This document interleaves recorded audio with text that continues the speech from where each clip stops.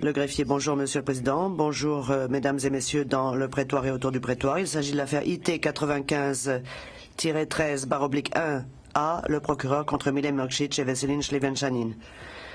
Le Président, je vous remercie. Messieurs Mokšić et Šlivenčanin, m'entendez-vous? Monsieur Mokšić, Monsieur le Président, je vous entends. Le Président, Monsieur Šlivenčanin, bonjour Monsieur le Président, Madame, Messieurs les juges, je vous entends. Le Président, merci. Je demanderai maintenant aux parties de se présenter en commençant par les conseils de Messieurs Mokšić et Šlivenčanin. La défense, bonjour Monsieur le Président, bonjour à tous dans le prétoire. C'est Miroslav Asic et Vladimir Domazet, tous deux avocats qui vont assurer la défense de M. Mokšić aujourd'hui. Le Président, merci. Et pour M. Šlivenčanin, défense de M. Šlivenčanin. Bonjour Monsieur le Président, Madame, Messieurs les juges. Bonjour à toutes les personnes participant à la présente affaire. En compagnie de Maître Bourgon, je vais assurer la défense de M. Šlivenčanin aujourd'hui. Mon nom est Novak Lukic, je suis avocat de la défense et nous sommes accompagnés de M. William Saint-Michel, le président. Et du côté de l'accusation, bonjour Monsieur le Président, Madame, Messieurs les juges, je m'appelle Paul Rogers, je suis accompagné de Marwan Dalal et de notre assistante Alma Imanovic. Le Président, je vous remercie. Comme l'a annoncé Monsieur le greffier, nous sommes réunis ici aujourd'hui dans le cadre de l'affaire Le Procureur contre Mile Mokšić et Veselin Šlivenčanin. En application de l'ordonnance portant calendrier du 9 avril 2009, la Chambre d'appel va aujourd'hui délivrer son arrêt.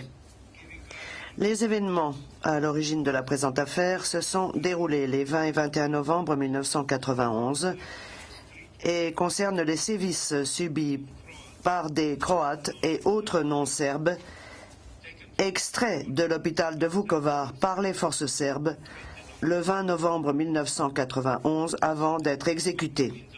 La ville de Vukovar avait été la cible d'une attaque menée par l'armée populaire yougoslave, ci-après désignée par le sigle JNA, entre les mois d'août et novembre 1991.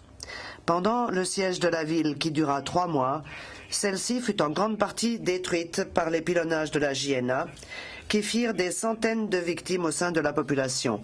Lorsque les forces serbes occupèrent la ville, elles provoquèrent la mort de centaines d'autres non-serbes. Et la plupart des non-serbes encore présents à Vukovar en furent expulsés dans les jours immédiatement postérieurs à la chute de la ville. Au cours des derniers jours du siège, plusieurs centaines de personnes cherchèrent à se réfugier dans l'hôpital, espérant que celui-ci serait évacué en présence d'observateurs internationaux. L'accord de Zagreb, conclu le 18 novembre 1991, prévoyait cette évacuation. Mais le matin du 20 novembre 1991, les soldats de la JNA procédèrent à une opération de sélection dans l'hôpital de Vukovar avant de faire monter les personnes choisies à bord de plusieurs autobus. La grande majorité des personnes choisies de cette façon étaient en tout état de cause des prisonniers de guerre. Ces prisonniers furent d'abord amenés à la caserne de la JNA à Vukovar, puis transportés jusqu'à une ferme d'élevage porcin à Ovčara. Là, les prisonniers durent descendre des autobus pour être enfermés dans un hangar. À leur descente des autobus, pratiquement tous les prisonniers durent passer entre 2 haies de soldats serbes qui leur assénaient des coups à l'aide de toutes sortes d'objets, au nombre desquels nous citerons des bâtons en bois, des crosses de fusil, des pieux, des chaînes et des béquilles, en même temps qu'ils les abreuvaient d'insultes en tout genre. Les coups continuèrent de pleuvoir sur les prisonniers après leur entrée dans le hangar, et ce pendant des heures.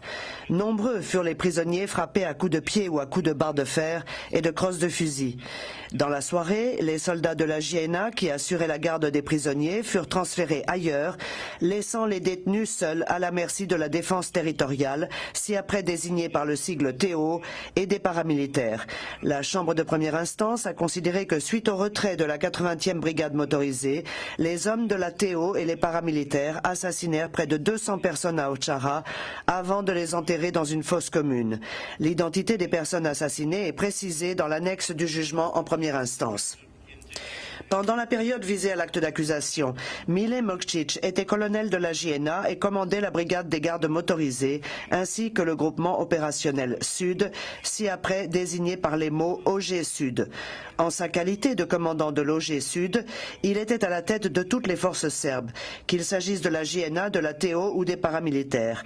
M. Mokčić a été condamné en application des articles 3 et 7 petit 1 du statut pour meurtre constitutif d'une violation des lois ou coutumes de la guerre, au motif que les 20 et 21 novembre 1991, il a aidé et encouragé à commettre dans un lieu situé non loin du hangar d'Ovčara le meurtre de 194 personnes, dont les noms figurent dans l'annexe du jugement en première instance. Pour torture constitutive d'une violation des lois ou coutumes de la guerre, au motif que le 20 novembre 1991, il a aidé et encouragé à commettre des tortures sur des prisonniers de guerre dans le hangar d'Ovčara. Ainsi que pour traitement cruel constitutif d'une violation des lois ou coutumes de la guerre, au motif que le 20 novembre 1991, il a aidé et encouragé à maintenir des conditions de détention inhumaines dans le hangar d'Ovčara. La Chambre a acquitté M. Mokčić de tous les chefs d'accusation constitutifs de crimes contre l'humanité, au nombre desquels nous citerons les persécutions, l'extermination, le meurtre, la torture et les actes inhumains. Elle l'a condamné à une peine unique de 20 ans de réclusion criminelle. Pendant la période visée à l'acte d'accusation, Veselin Šljivančanin était commandant au sein de la JNA et exerçait les fonctions de chef des services de sécurité au sein de la brigade des gardes motorisés comme au sein de l'OG Sud. La Chambre de première instance a constaté que M. Šljivančanin avait été chargé par M. Mokšić d'évacuer l'hôpital de Vukovar.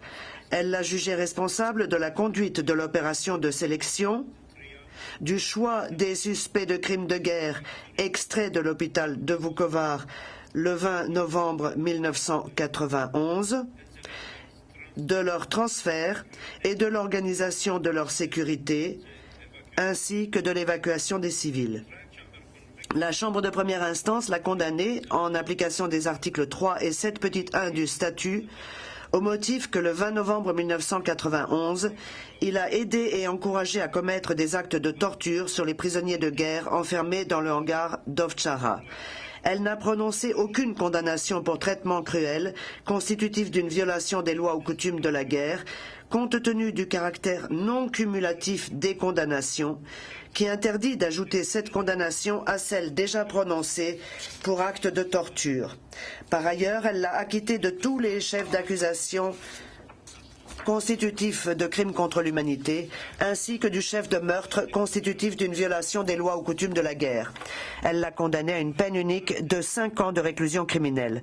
Selon la pratique en vigueur au TPY, je ne donnerai pas lecture du texte intégral de l'arrêt, mais seulement de son dispositif. Je résumerai en revanche les questions qui ont justifié le pourvoi en appel et les conclusions de la Chambre d'appel. Ce résumé ne fait pas partie intégrante du texte de l'arrêt, qui demeure l'unique document faisant foi, apte à détailler les conclusions de la Chambre d'appel et les motifs qui les fondent. Des copies du texte de l'arrêt seront distribuées aux parties à l'issue de la présente audience.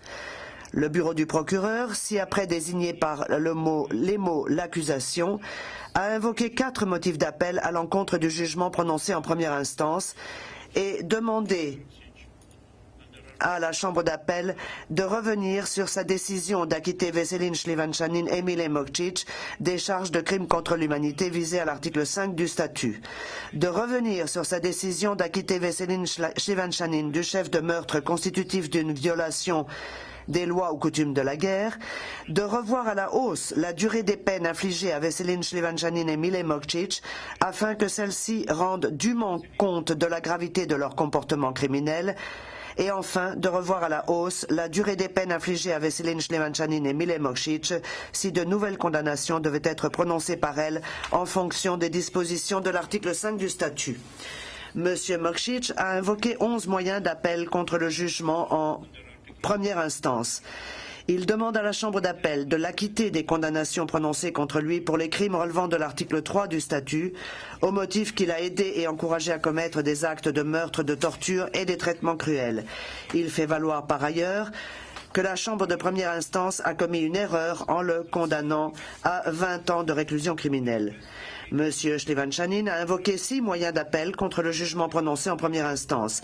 Il demande à la Chambre d'appel de revenir sur ce jugement en le déclarant non coupable des actes de torture constitutifs d'une violation des lois ou coutumes de la guerre, selon les dispositions de l'article 3 du statut, ou subsidiairement d'ordonner qu'un nouveau procès soit organisé sur ce seul chef d'accusation, voire, si la condamnation est confirmée, que la durée de la peine de 5 ans de réclusion criminelle prononcée à son encontre en première instance soit revue à la baisse. Les 21 et 23 janvier 2009, la Chambre d'appel a entendu les arguments présentés par les 2 parties sur les moyens d'appel invoqués. Avant de parler des pourvois en appel de messieurs Mokshich et Shlevan-Chanin, je vais aborder le premier moyen d'appel invoqué par l'accusation, car il pose une question juridique qui les intéresse tous les deux. Dans son premier moyen d'appel, l'accusation fait valoir que la Chambre de première instance a commis une erreur de droit en considérant que l'article 5 du statut implique que les victimes de crimes contre l'humanité ne peuvent être que des civils, excluant de ce fait les personnes mises hors de combat. L'erreur subséquente a donc consisté à ne prononcer des accusations qu'au titre de crimes de guerre. La Chambre d'appel considère que si le statut civil des victimes, le nombre des civils et leur proportion au sein de la population considérée sont des éléments pertinents s'agissant de savoir si les conditions préalables énumérées dans le préambule de l'article 5 du statut sont réunies, c'est-à-dire si l'attaque considérée visait la population civile, rien dans cet article 5 n'impose que les victimes d'un crime contre l'humanité soient des civils, et le statut civil des victimes n'est pas constitutif du crime contre l'humanité.